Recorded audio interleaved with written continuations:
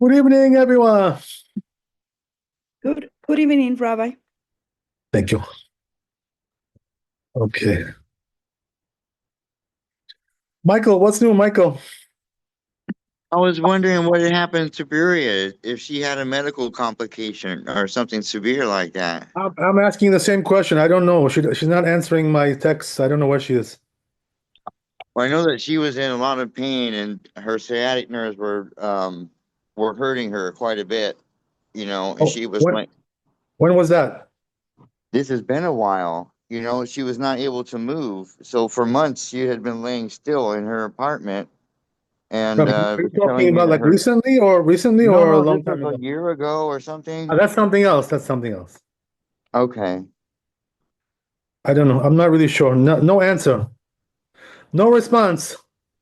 Well, in brighter news, looking at some property in Hebron that is accessible, 30 acres outside the Cave of Machpelah, an area C.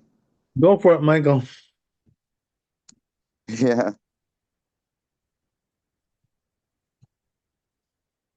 I wish you the best. Well, I'm trying. Of course. All right. That sounds good to me.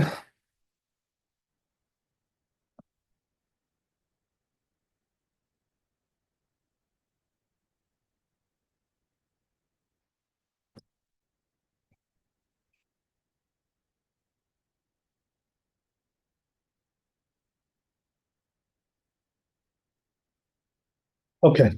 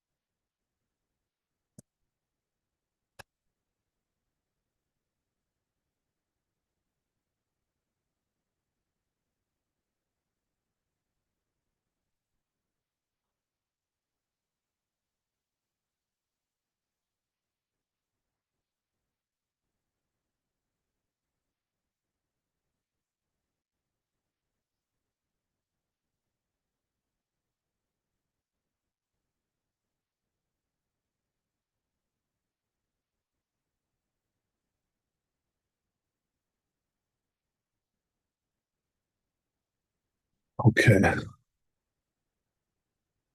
So this one, the laws of tzniut, we already did, so I'm not going to go through that again.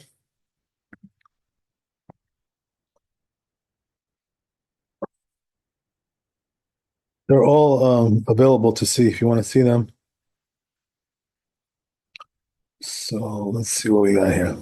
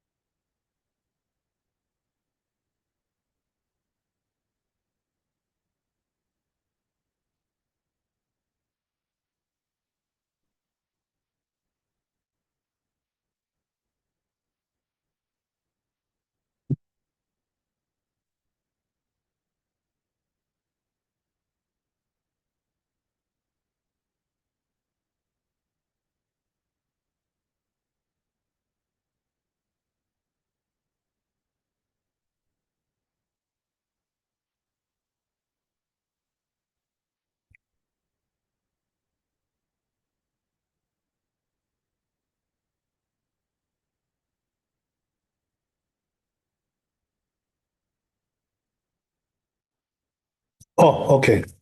So it looks like we're doing bet here in this chapter, and then we're done.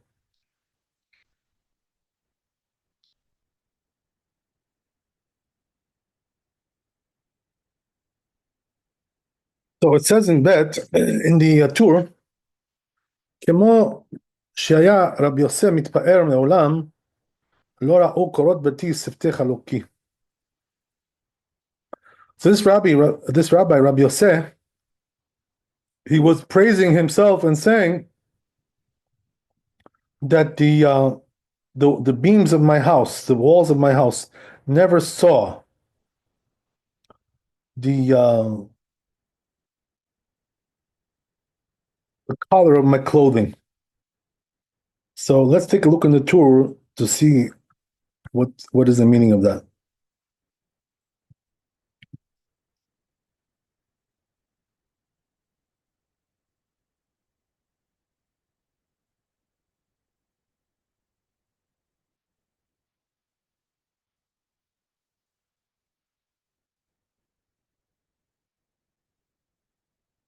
Right. So it says the tour like this.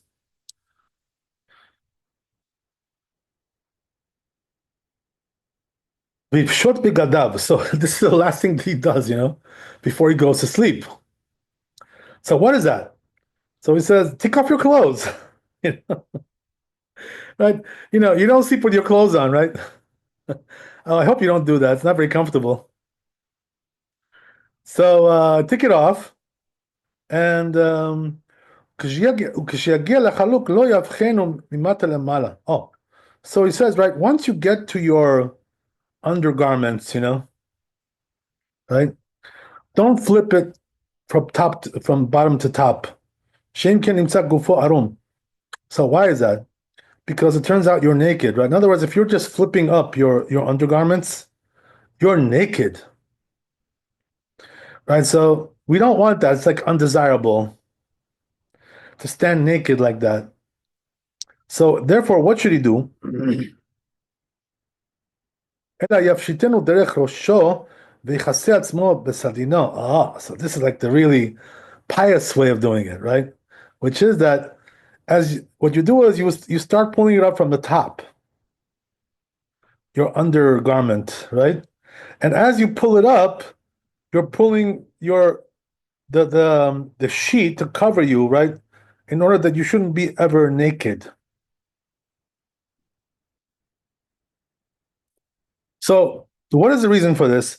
Because we don't want somebody like walking around naked in his house. It's not respectable. You know? I'm not talking about, by the way, when you're going to take a bath, okay? That's something else. That's a different story. I'm talking about just when you're walking around, in the house, right? That's Rabbi, aren't you supposed yeah. to ask the angels to wait outside when you enter the bathroom? Yeah, so we don't do that anymore. We stopped doing that a long time ago already. Oh. But anyway, right, they stopped doing that. But because we're not holy enough for that. Okay, so anyway, right, the point is that you don't want to be naked. So therefore, as you pull this one up, right, pull the other one to cover that missing space. דרך ראשו ויכסה עצמו בסדינים, מתחת וייכנס במיטתו כמו שהיה מתפאר רבי יוסף. Like Rabbi Yosef was, right, praising himself. מעולם לא ראו קורות ביתי שבטי חלוקי. Says, my house never saw, right, now we see, right, what it means. My house never saw my clothing coming off, like that, right? In a indecent manner. Okay, so by the way, just to make a point over here, right? I want to tell you that this conduct, there's two things to say about it. Number one is that, it may be like a chumrah, not really so much like halacha. It may be pious behavior, number one. Number two, that by us, it's a little bit different. You know why that is? We don't need to be so careful like they were. And the reason is because we wear briefs, right? So those briefs, right, will never allow the genitals to be exposed. Therefore, it's not really such a problem, because the main element there, right, that we're trying to avoid is to expose the genitals, and just walk around the house like that. Not proper to do that. But if a person is wearing briefs, or whatever they call them, right? Underwear, boxer shorts, God knows, whatever they call them, that covers you, so pretty much you're covered. So by us, it's a little bit different, we're not so careful about this. So the truth is, you're not going to find most people who are doing it this way, the way he describes it here, because of probably the reason that we mentioned. And also the first reason, which is that it may be, an act of piety, really. Okay, that's my little take there on this halacha, but let's see the Beit Yosef.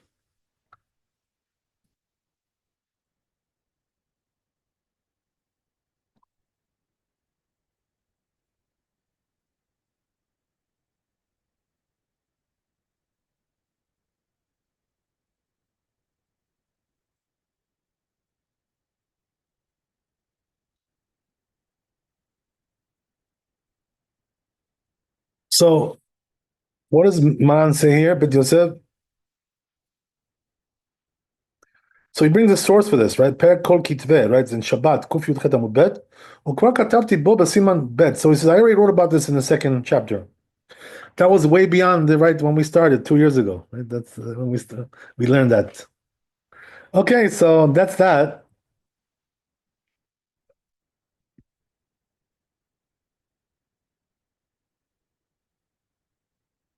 So that's bedtime, right? Time to go to bed.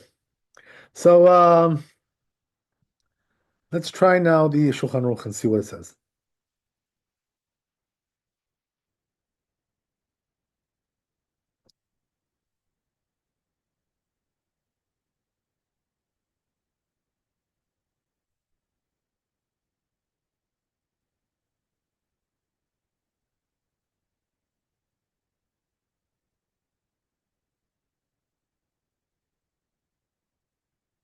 זה שולחן ערוך.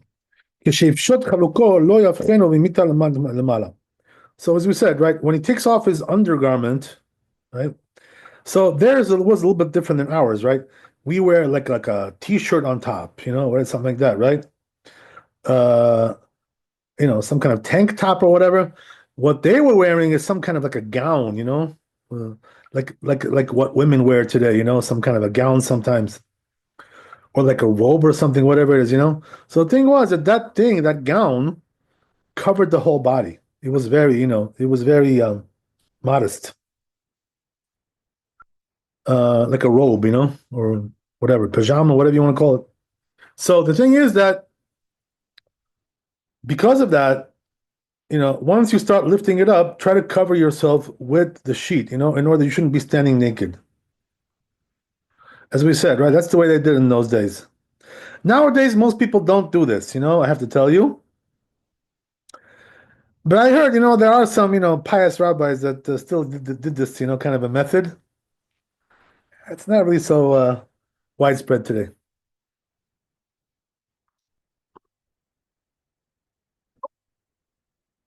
Anyway, that's what he says. And there, right, interesting, right? There's no commentary here on this one. So I guess the only commentary you'll get is my commentary. That's about it, right? You won't get anything else here. Okay, whatever. It's all good.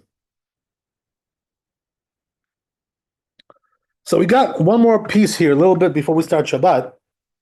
I think it's very, very small.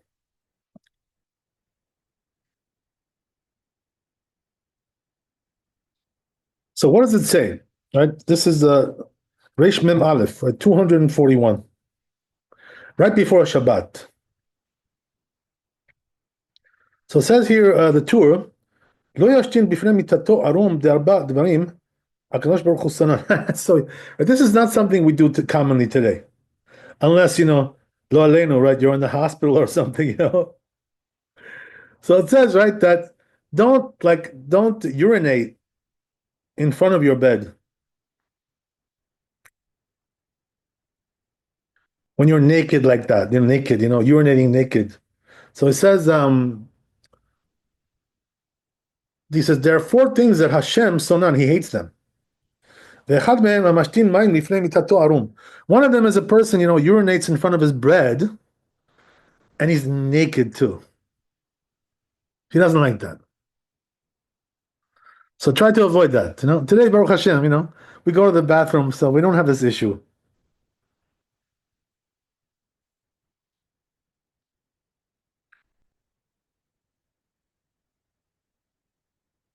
So regarding this, right, comments to Bet Yosef, Per Kolayat, he brings a source for this. In Nida Yud Zayin Amud Aleph. Okay, so then he says, V'garasina Per Kama B'meisha. And then, right, it says in the this place in Shabbat, Samech Bet Amud Bet, Amar Rabbi Ameh ve'amar ela b'matnita Tana. Right, so says Rabbi Ameh, and some say, right, that it's taught in a Braita. Shlosha dvarim mevi'in et adam lidei aniyut. Oh boy, right? There are three things that bring a person, right, to poverty. So let's read inside the tour there, right, and get the whole text.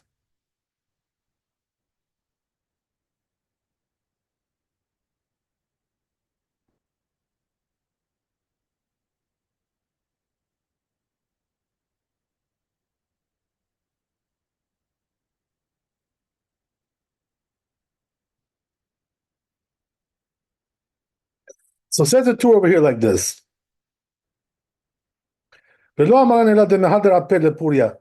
only if he turns, right, his face to the bed. And then we don't want him urinating like that. But if he's not turning towards the bed, we don't care about it. No problem. Also, when he turns into the bed, says that's only if he urinates on the ground. But if he's using some kind of a portal, right, something, whatever, that's okay. He has a vessel there. So he's urinating into a vessel, like they do in the hospital, something like that, right?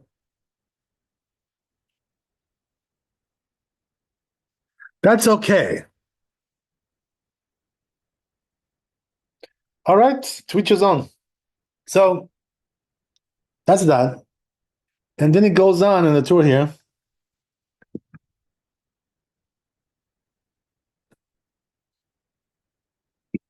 So it says,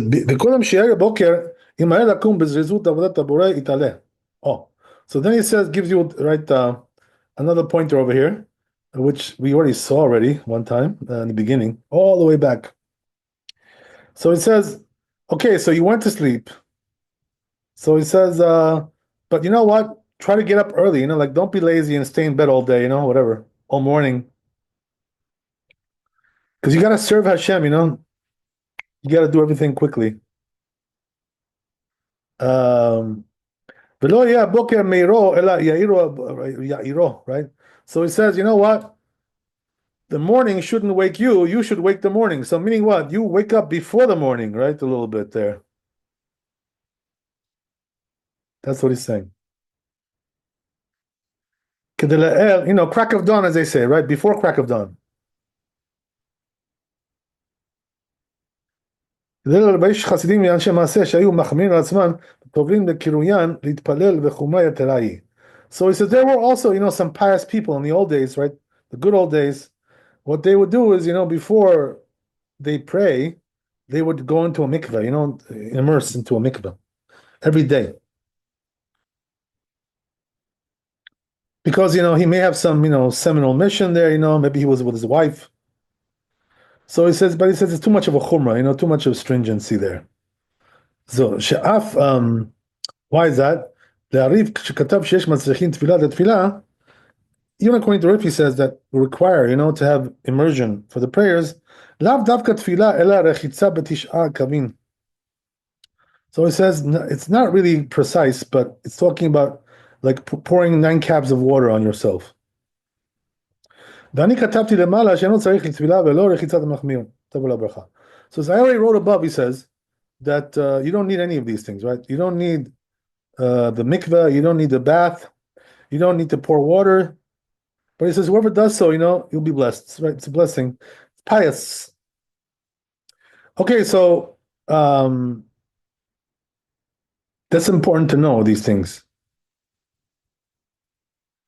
That's why, the poskim say nowadays, if you have this issue, right, where You had some seminal mission, you're with your wife, you wake up in the morning, you feel like kind of like icky, yeah, I want to go to a mikveh, purify myself.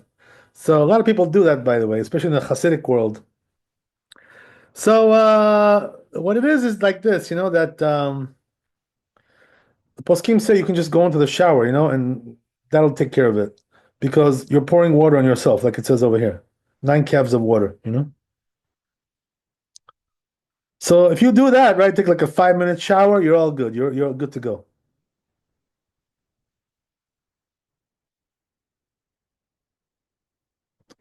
So it is recommended to do that, if you lived with your wife, the night before, and you kind of like, feel icky, whatever. You don't want to go pray like that, right? It's not. So but if you want to go pray like that, you could. You don't have to take a shower, but it's a nice thing to do. That's all I can tell you.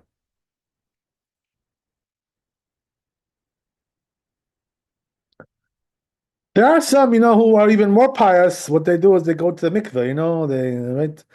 But it's not really so recommended to do this, to go to the mikveh every day, because the timing, sometimes it kills the timing. Just you lose too much time. Going there, getting undressed, getting dressed again, taking a shower, blah blah blah blah blah blah blah blah blah. So it's a whole ritual going on there. So I think you could skip that. It's not really something.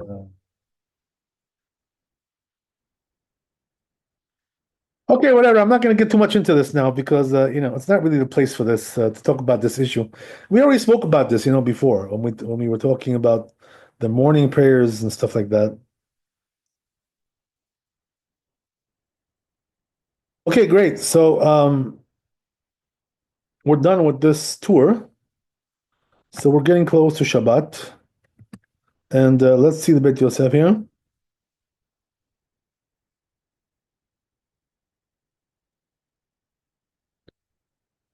So says Beit Yosef.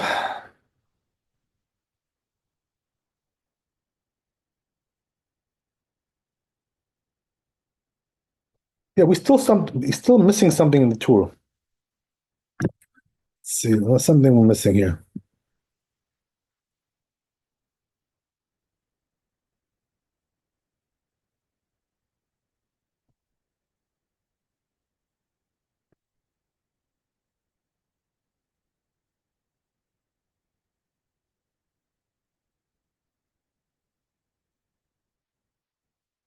A lot of good stuff here. I should read this. So it says, oh no, not this one. Wrong one.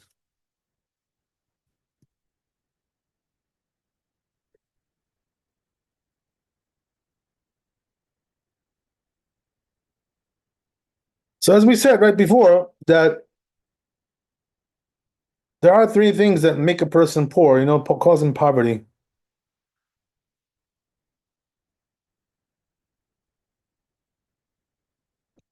So I wanted to see what it says about this in the tour here.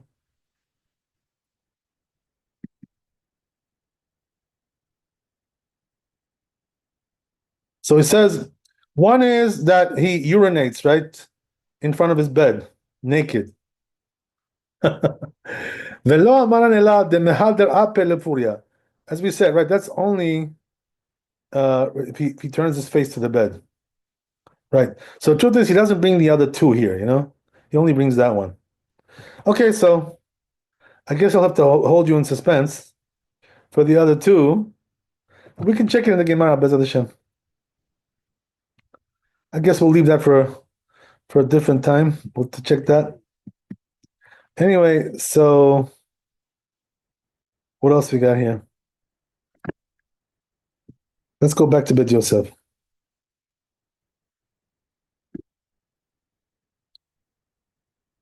So where is this Gemara if you want to check it? Right. Shabbat Samech Bet Amud Bet, right? 62b. If you want to check all that stuff. All right, we'll check it out. Anyway, so it says regarding this, the Bet Yosef, Gemara Achita Amar Rava Lo Amaran Elad Mehader Apeh Bepuria. It says in Gemara that's only if he turns his face to the bed. But he says when it comes to the outside, we don't care. In other words, to the other side. ומהדר הפה לפוריה נמי לא אמרן אלא להרעה. And that's only he said if he right, if he urinates on the ground. אבל למעלה, but if he's doing it in a portal, right, he's got a portal there, it's okay. let lamba, or Rashi explains, לידי עניות. So it brings you to poverty, right? This stuff, as we said. דאמרינן פרק כל הרבה פסחים. שרה דעניותא נביל שמי, שרה דעניותא נביל שמי, ונביל קראו לה, ואוהב מקום מיאוס ומשתין מים לפני מיתתו היה מיאוס. So he explains over here, Rashi, right?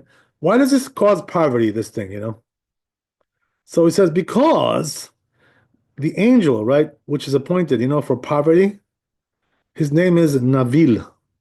Oh, okay. Nabil, there are some Arabs with that name, right? Right. I won't expand on that. Anyway, right. Nabil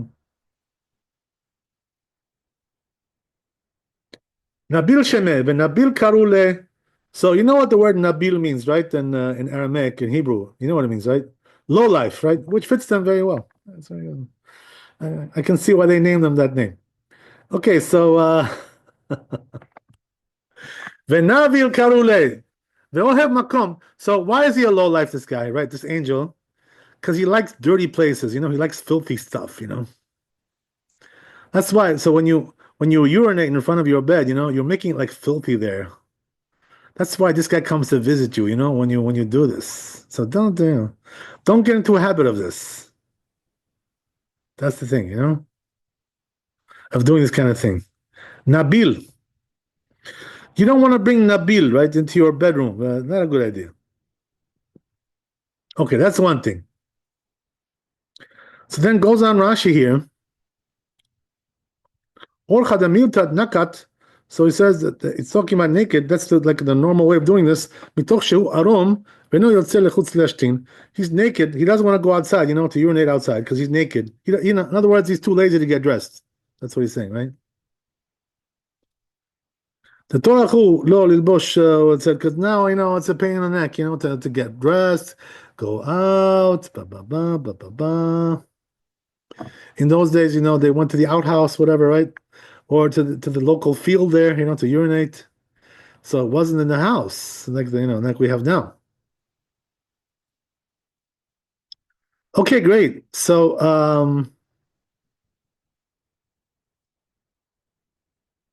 it says again, right, Rashi, another thing, which is that right? He explains, but if he's doing it towards the other side, right, not towards the bed, we don't care. So says Rashi, what's the reason why? Because then, right, it says it splashes out, out towards the outside, and it goes far from the bed. So it distances from the bed, and therefore, it's not really so disgusting like that. That's what he's saying. Okay, that's the Bet Yosef. I think there's a little bit more here. Let's see what we got. So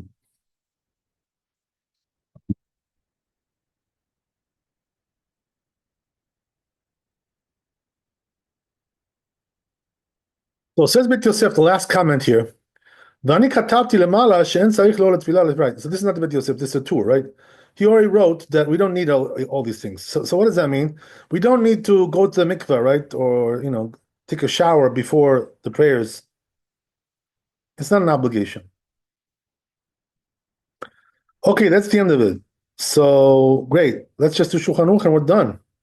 And don't going to Shabbat. We're on our way to Shabbat.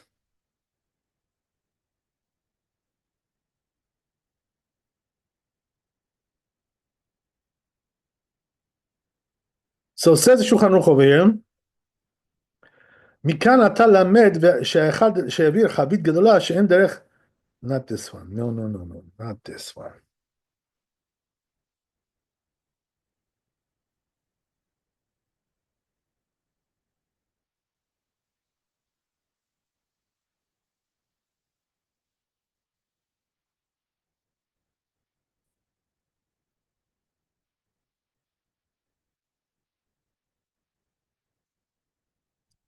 It looks like I gotta bring it up, right? It's a new chapter here.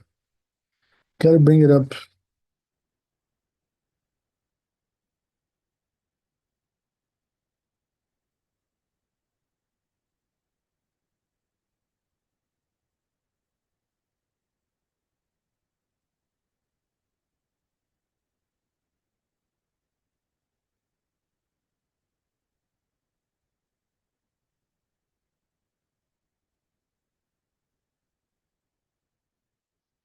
Says Shulchan Aruch like this. אחד מהדברים ששונא הקדוש ברוך הוא. One of the things that God hates. המשתין בפני מיטתו, right? Somebody who urinates in front of his bed. ערום, right? Naked. המשתין לפני מיטתו, ערום, מביא לידי עניות. So he says also brings poverty, if you do this. ולא אמרן אלא דמהדר הפה לפוריה. That's only if he turns towards the bed. אבל לברא לית למבר. If he's turning to the other way, we don't care. The mehader ape lefuria nami lo amaran, and also even if he's towards the bed, we don't when do we object to this? It's only if he's right urinating on the ground. But when it comes to the right the portal, as we said, right, or some kind of vessel, there we don't care.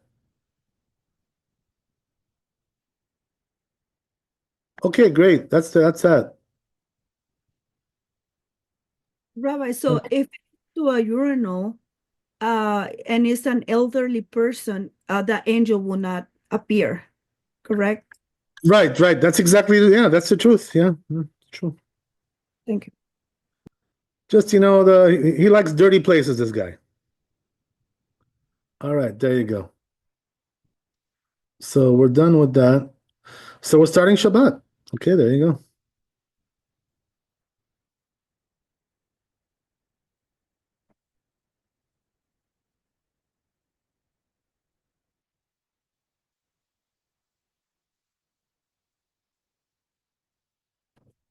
Ketubot, not this one.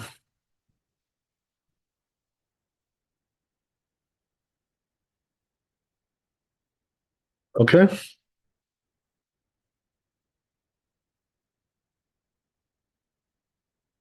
Just telling you guys, right, from the beginning, how long does it take to learn laws of Shabbat? You did say several it takes a long time, you did say. Yeah, it could take a couple of years, So don't don't expect to finish so fast. That's what it is. It's a long-term investment, so keep that in mind.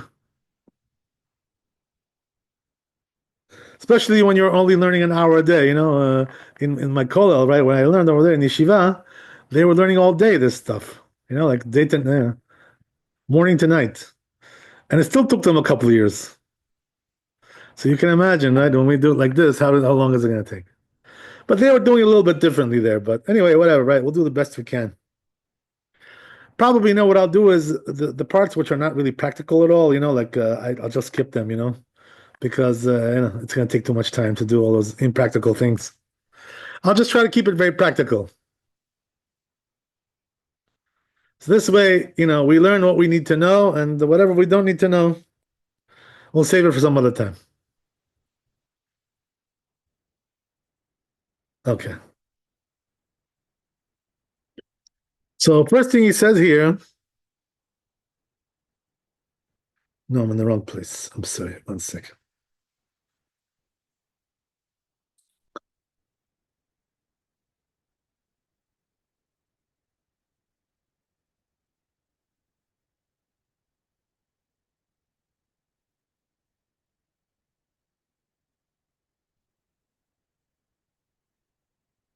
Right, so he brings this from the Torah. It says, Garsinan per kama de Shabbat, right? It says in the first perk of Shabbat, Am Rabbi Yochanan, Mishum Rabbi Yosef, Kol HaMe'aneg et Shabbat. Oh, so the first thing he tells you, right? The first halacha we learn about Shabbat is to do oneg Shabbat. And so what does that mean? To enjoy it, have a good time there, right? How do you enjoy it? Have some good meals, some good foods and drinks and stuff. That's the main way that we do it. So, As they say, the festive meals. Make it very festive. Okay. So continues. Whoever does Oneg Shabbat, right, he enjoys the Shabbat, right, takes the pleasures of Shabbat. Notnim lo nachala belo metzarim. So they give him a inheritance, right, without any limits, limitless inheritance. Rabbi Nachman bar Yitzchak Amar af nitzol meshivud malchuyot. Right. Another thing is that he is saved from the subjugation of the kingdoms. Right.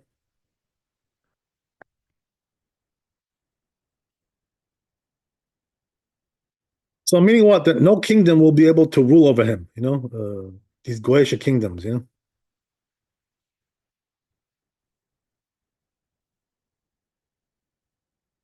Amar Rabbi Yehuda Amarav kol hame'aneg et Shabbat notin lo mishalot libo. Another thing, right, says there that this rabbi, that whoever does Oneg Shabbat, they give him the desires of his heart. They grant his heart's desires. Wow.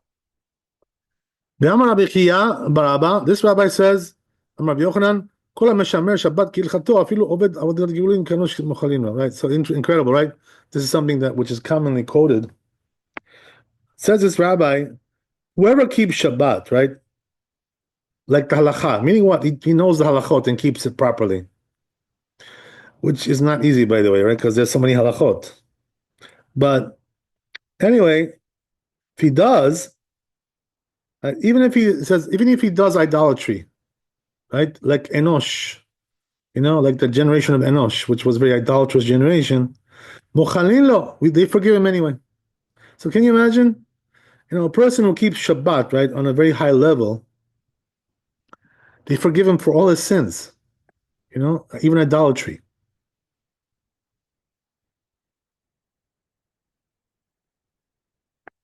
So that's what the Chazal say, right? That keeping Shabbat is like you're keeping the whole Torah, basically. When you keep that, it's like everything.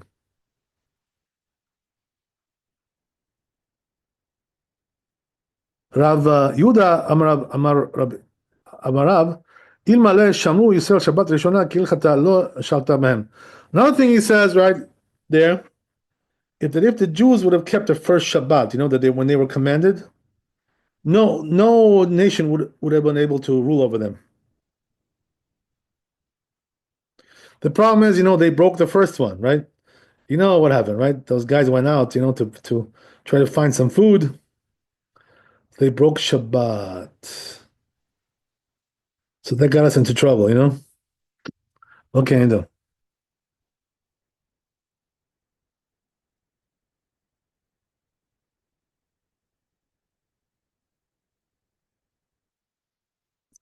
So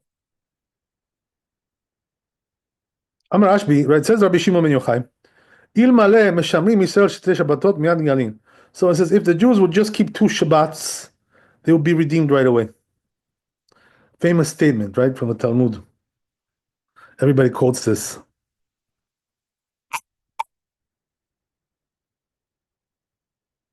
Okay, great. So Garsinan bePsachim, right? It says in the Psachim, Gemara. Okay, I guess we'll stop here and do the Bet Yosef. Yes, we should do that. So says Bet Yosef regarding all this.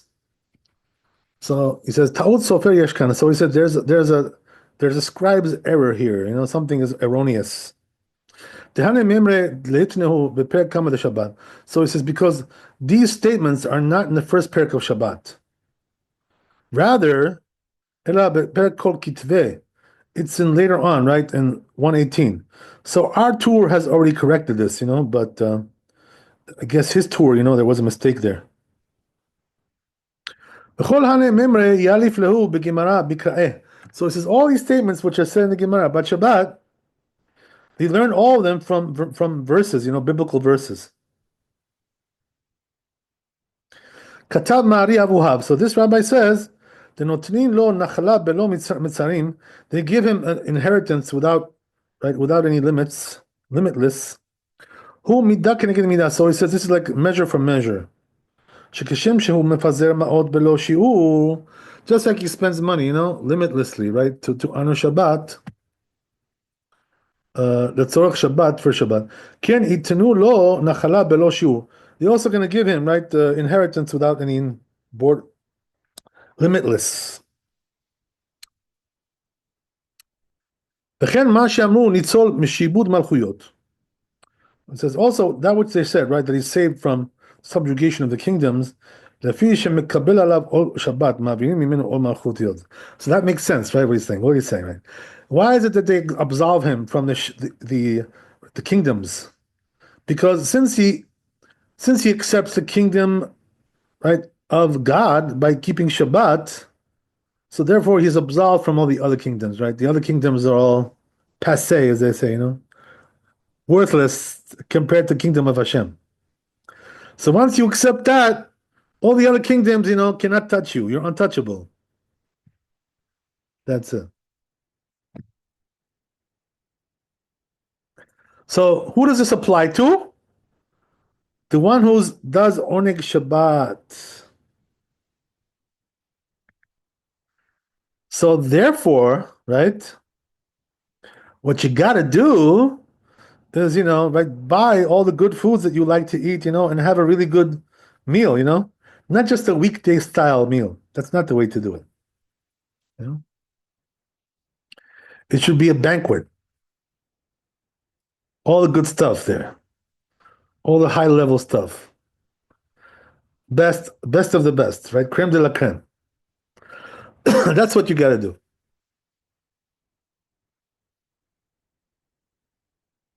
I spoke to some people, about this, they don't know so good how to keep Shabbat, they don't come from religious family, whatever. So I asked them, I said, what are you having for Shabbat, for your meal? So they tell me, oh yeah, I'm having some egg salad, and soup. That's it? That's what that's not exactly a Shabbat meal. Give me a break, it's not so bad, but, you could do better.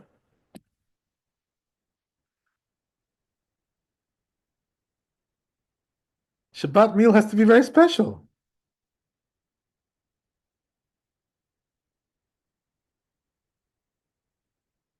By the way, if you guys want to, really see a Shabbat meal, how it's really done, go to a Sephardi family. A very traditional family, right, with roots, because they really do it, they do a real job. The food is like amazing, you have, like 5 salads at least, right, if not more, and then you've got like fish and, main course is like 5 different dishes going on there. God knows what, right? Dessert, like incredible, like better than your bakery, right? Or whatever. You can't get desserts like that. So, that's the thing, with the Sfaradim, they really know how to make Shabbat very special, especially the good families, that have tradition. You can't compare to that. No other community has Shabbat meals like that. Forget about it. Doesn't even compare.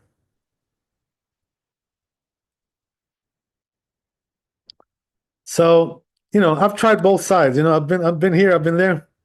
Believe me, it's not the same. God bless, But anyway, right, so that's the thing. So,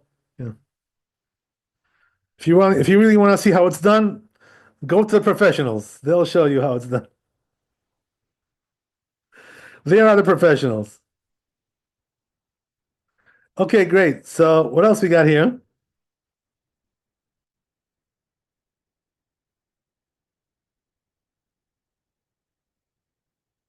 Right? Another thing is we said they give him his heart's desires when he does Oneg Shabbat. In order that he should, have his way in life, fulfill his will. From any pleasure that he wants. Wow. Look at that. No, you can't, nothing to add to that, right? That's pretty much self-explanatory, as they say. What can I tell you?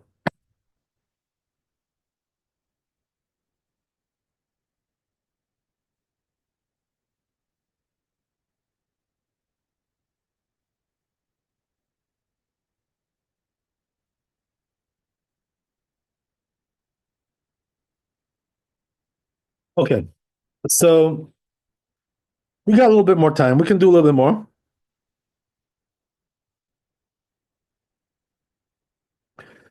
Then he goes on, afilu obed avodah zarah, right? As we said, right? Even if he does idolatry, they still forgive him, if he keeps Shabbat properly. מפני ששבת שכולה כנגד כל המצוות, as we said, right? That Shabbat is weighed against all the mitzvot, the whole Torah. So if you keep Shabbat, it's like you keep the whole Torah. שהיא מורה השגחה בחידוש העולם בתורת מן השמיים. So why is that? So he says because it displays that the Torah and God is in charge of everything.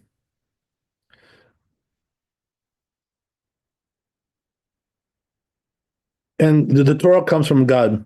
וכיוון שהוא שומר שבת ודאי, so he says since he keeps Shabbat, for sure,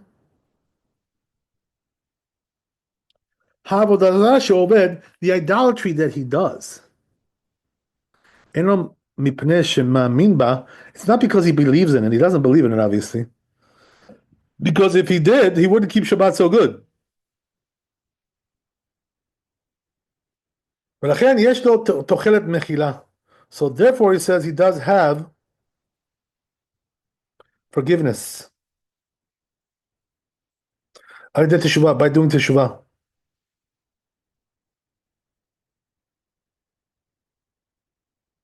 מה שאינו כן בעבודה זרה. Not so when he does idolatry, לפי שעולה בדעתו שיש בה ממש. If he's doing idolatry, right, and he actually believes in it, it's something real. So he says right there, it's different, you can't really atone for that. שהוא רחוק לשוב בתשובה. He's not going to do teshuvah in a person like that who believes in idolatry,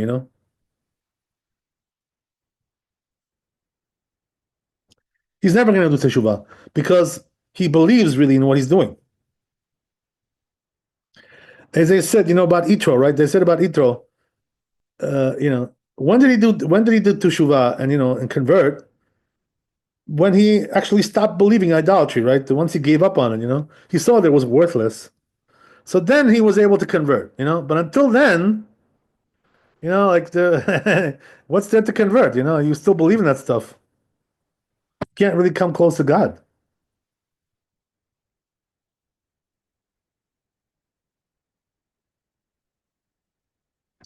Okay, great. So yeah. That's an amazing analysis, what he's saying here. So who was the one who said this? This is from the Bet Yosef himself. All right, sounds good to me.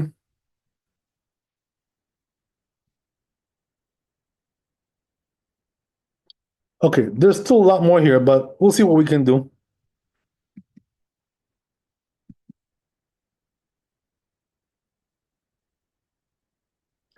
So then he goes on to the next piece, right? From Matur, we said, right, that if they would have kept, right, the first Shabbat, they never would have been subjugated by the kingdoms. Lo shalta behem uman. My telah b'gemara brings the Gemara. Where is the Shabbat? Right over there, same place. Midichtiv, as it says over there in Shemot, right in pasuk in the verse. Vahi bayom hashvi'i yatzu min ha'am lilkot. Right, so that's exactly what I told you, right? The Datan v'Aviram, they went to gather the food. They broke Shabbat, the first Shabbat that they were commanded. Ketiv patre v'yavo Amalek, and then it says Amalek came. Oh, right? So you see that the other nations, why were they thinking to rule over the Jews? Because they didn't keep Shabbat. Oh, Katab Mari Avuhab.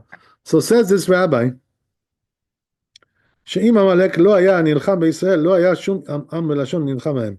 Right, so he makes a point, right? He says that if Amalek wouldn't have came, to wage war against Israel, no other nation would have come either. They were like the instigators of this whole thing. That's the whole thing.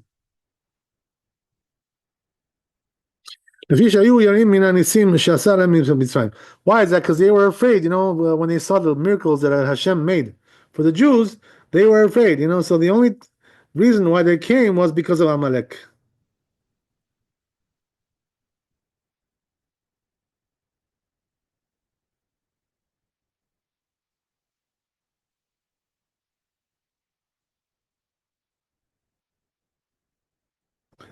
אף על פי ששב עמלו בראשו.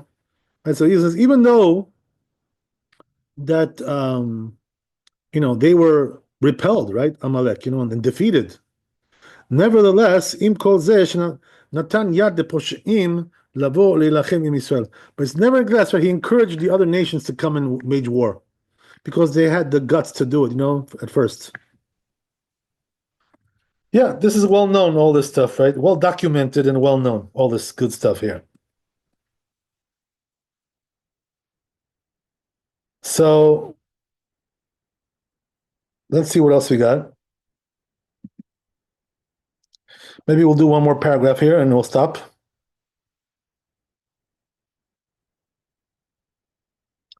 So we got to do a little bit more tour. We can read it here. Oh,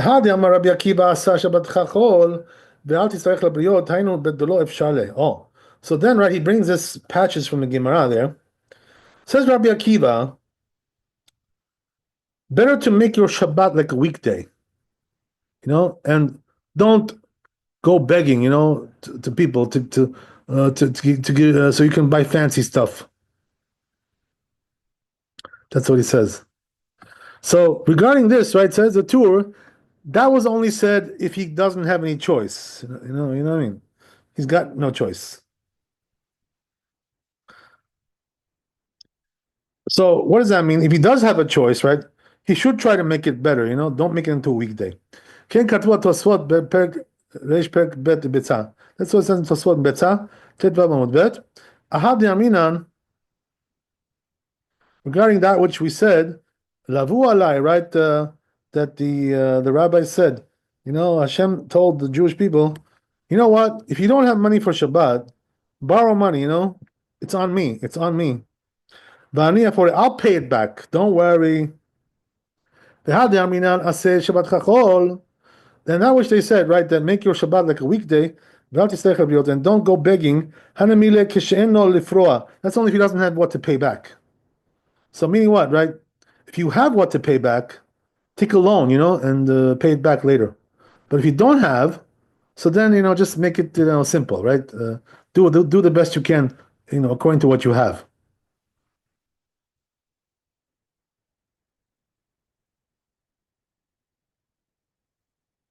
This is what the Rambam says. He says, right? Katab Pek Lamed. He writes in the Milchot Shabbat, laws of Shabbat. Eno chayav le'atzer etzmo rishol me'acharim. So says the Rambam, you're not obligated, to go on begging, to other people, to make your Shabbat for you. So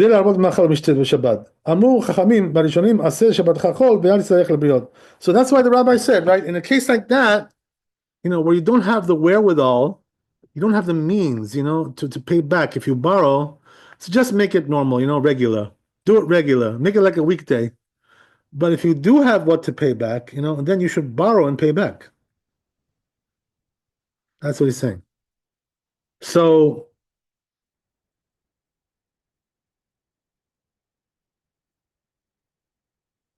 I'll tell you guys something interesting about this, we'll finish it off here. So, right, they say, the Gaon Levina, right, who lived about 250 years ago, there was a time where, he decided to move to Eretz Israel, so, but he left his wife and children behind, for the time being, whatever it was. And so he gave them some instructions, So that letter is like, available to read if you want to read it. So what it says there, he tells his wife and children, whatever, like don't cheap out when it comes to Shabbat, like pay all your, like spend all the money you have, to make Shabbat the best it can be. That's what he tells them, his wife and children, his family, And right, so he says, don't cheap out and say, well, I'll get that, I'll get that sale brand, the sale brand, the cheaper one, even though it's not so good, that one. No, that's not the way it should be, right? Shabbat, you got to buy the best stuff. That's the whole thing, right? So he tells them, warns them about that. And he tells them, don't worry about the money. Hashem will pay you back. Whatever you pay to make the Shabbat, super, super special, Hashem will pay you back. Everything, you'll be reimbursed. So he told them, don't cheap out. No good. Don't do that when I'm away, right? When the cat's away, the mice will play. No good, right? We don't want that. So he told him to avoid that. And, there's also another thing, which is that, as we said, right, a person should even borrow, but that's only when he can pay back, right? He has the means to pay it back. But if he doesn't have the means to pay back the loan, he should not borrow because he's going to get into trouble like that. You know what I mean? He's going to getting in over his head. So the truth is, what I wanted to tell you is the Gaon of Vilna, he says you can even do that, right? You can borrow even if you don't have what to pay back. Hashem will help you to pay it back, right? But there are some other poskim, like my rabbi, Maran Rav Shem.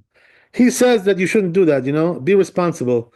If you don't have what to pay back, don't expect miracles, so just, live as is. But if you do have what to pay back, in other words, you have a salary coming in, right, whatever, so then, yeah, you can borrow. You should borrow, right? That's the thing, right? To make your Shabbat better. Okay, thanks for coming. Be blessed with wealth and health and happiness. Chazak u'baruch, Laila Tov. We'll see you tomorrow, Bezat Hashem. All the best. Thank you so much, Rabbi. Which is Lag BaOmer tomorrow night. Rabbi Shimon. All the best.